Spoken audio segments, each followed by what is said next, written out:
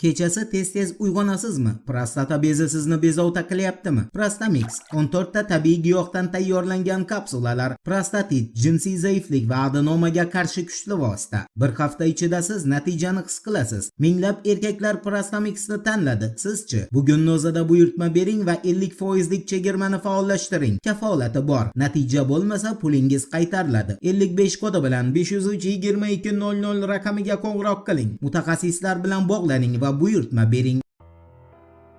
Assalomu alaykum qadrdon muxlis. Siz bilan siz bilgan va kutgan kanal Turfa olam. Interfax agentligining axborotiga ko'ra, Rossiya armiyasi Ukrainada 3 yo'nalishda yirik yurish boshladi. Interfaxning qayd qilishicha, Zaporojye yo'nalishida 29-gvardiya umumqo'shin armiyasi tarkibidagi 36-alohida gvardiya moto'qchilar brigadasi askarlari Dabropas va aholi punktini o'z nazoratiga oldi. Shu tariqa Pokrovskaya shahar tipidagi posyolkasini janubida joylashgan hududda Ukraina motopiyoda bo'linmalarining faollik zonasi yaqin vaqt ichida to'liq Rossiya qo'shinlari tomonidan egallanishi mumkin. Velikaya Mixaylovka yaqinidagi Volcha daryosining janubiy sohili hozirgi sharoitda suv to'sig'idan orqaga chekinishga ulgurmagan Ukraina qurolli kuchlari bo'linmalari uchun haqiqiy tuzoqqa aylanmoqda. Sum yo'nalishida shimol guruhi ilg'or shturm bo'linmalari Sum shahrini uni shimolidagi qator qishloqlar bilan bog'lovchi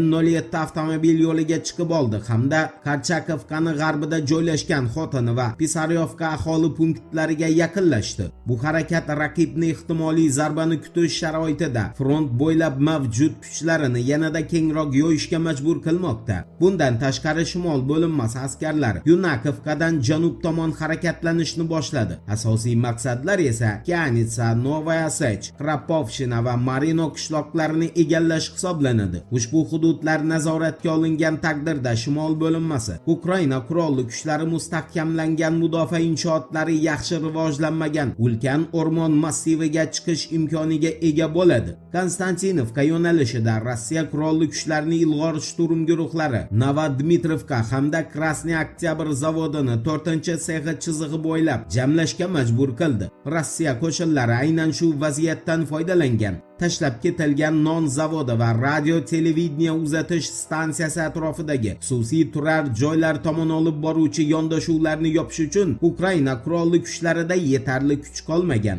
Natijada shaharning shimoliy qismi markaziga kirib borgan bo'linmalar amalda sharqroqda mudofaa qilayotgan Ukraina askarlarini qarshi qismiga chiqib olgan. RIA agentligining Rossiya mudofaa vazirligi hisobotiga tayanib xabar qilishicha, Ukrainaning bir kunlik yo'qotishlari 1385 nafar askarni tashkil qildi. Endi Fransiyani ilk bor Birlashgan Millatlar Tashkilotida Isroilga qarshi tashlagan qadami haqida qisqacha so'z yuritamiz. E'tiborli bo'ling.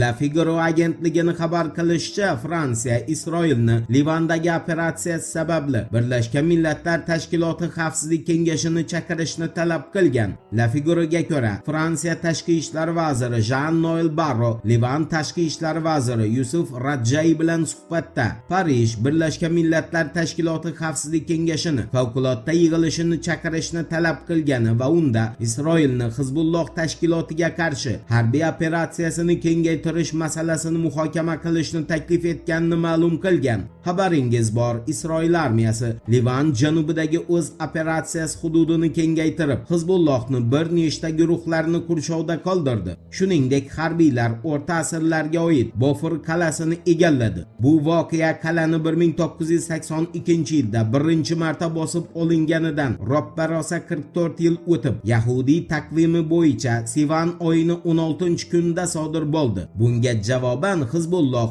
Isroilning shimoliy hududlariga raketa zarbalari berish intensivligini oshirdi. Fransiya tashqi ishlar vaziri Livanlik hamkasbiga Parij Beyrut bilan hamjihat bo'lib qolishini va barcha tomonlarni Livan suverenitetini hurmat qilishga chaqirishini bildirgan. Barroni qo'shimcha qilishicha, Isroil va Livan o'rtasidagi to'g'ridan-to'g'ri muzokaralar inqirozni hal qilishni yagona ma'qul usuli bo'lib qolishi kerak. endi Qo'shma Shtatlarni Hormuz bo'g'ozi orqali tijorat kemalarini yashirin tarzda o'tkazayotganiga oid xabarga yuzlanamiz. Diqqat bilan eshiting. New York Times agentligining ma'lumotlariga ko'ra, so'nggi haftalarda Amerika Qo'shma Shtatlari harbiylari Hormuz bo'g'ozidan taxminan 70 ta kemani xavfsiz o'tishini tashkil qilgan. Kemalarning aksariyati aniqlanishdan qochish maqsadida o'z joylashuvini uzatuvchi tizimlarni o'chirib qo'ygan. Nashrning yozishicha, ular ehtimol Ummon qirg'oqlariga yaqinroq, Eron sohillaridan uzoqroq bo'lgan yo'nalish bo'ylab harakatlanmoqda.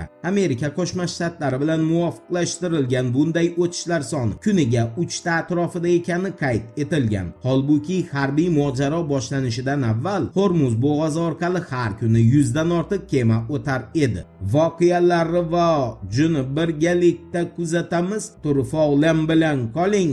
Siz kutgan kerakli ma'lumotlar hali oldinda.